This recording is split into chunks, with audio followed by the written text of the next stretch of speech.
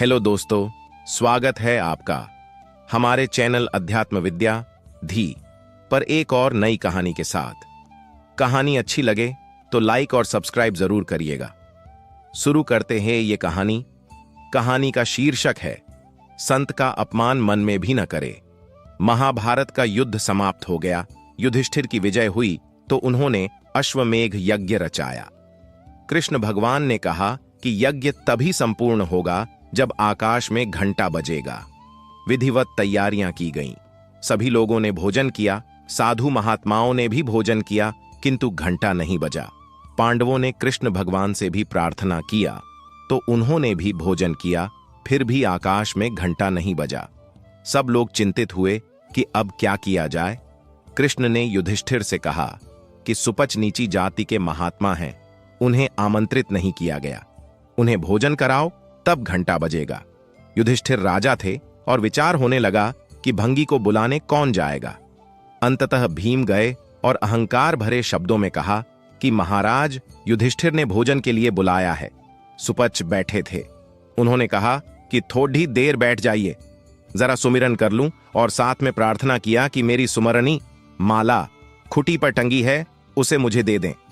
समस्या थी कि राजघराने का भीम भंगी की माला को स्पर्श कैसे करे, लेकिन आमंत्रित करने गए थे तो थोड़ी बहुत बात तो माननी ही थी। हाथ से न छूकर अपनी गदा से माला को उतारने लगे। माला टस से मस नहीं हुई।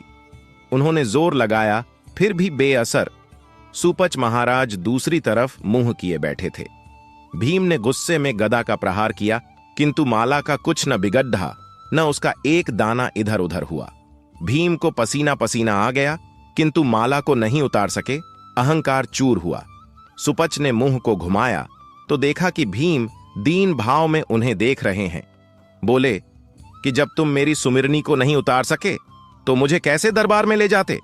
भीम ने युधिष्ठिर से कहा था कि अगर वो नहीं आएगा तो उठाकर ले आऊंगा। सुपच ने उनकी उस बात का जवाब दे दिया। खैर, सुपच महाराज गए। द्रौपदी ने अपने हाथ से 56 प्रकार के व्यंजन बनाए और विधिवत परोसे। सुपच सभी चीजों को एक साथ मिलाकर खाने लगे।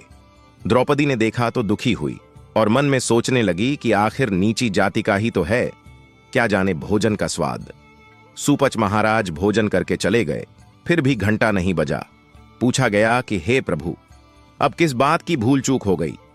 कृष्ण भगवान तो अंतर्यामी थे। उन्होंने युधिष्ठिर से कहा कि संत का अपमान हुआ है। सुपच महाराज संत हैं, उनकी महिमा और शक्ति का ज्ञान मुझे भी नहीं है, उनसे माफी मांगनी पड़ेगी। युधिष्ठिर ने जानना चाहा कि क्या गलती हुई है तो कृष्ण ने कहा कि द्रौपदी से पूछो। द्रौपदी ने सब कुछ सच सच बता दिया। द्रौपदी ने दोबारा भोजन बनाया। सुपच महाराज को सम्मान सहित बुलाकर भोजन कराया गया। तब जाकर आकाश में घंटा बजा और यज्ञ सफल हुआ। किया युधिष्ठिर यज्ञ, बटोरा सकल समाजा।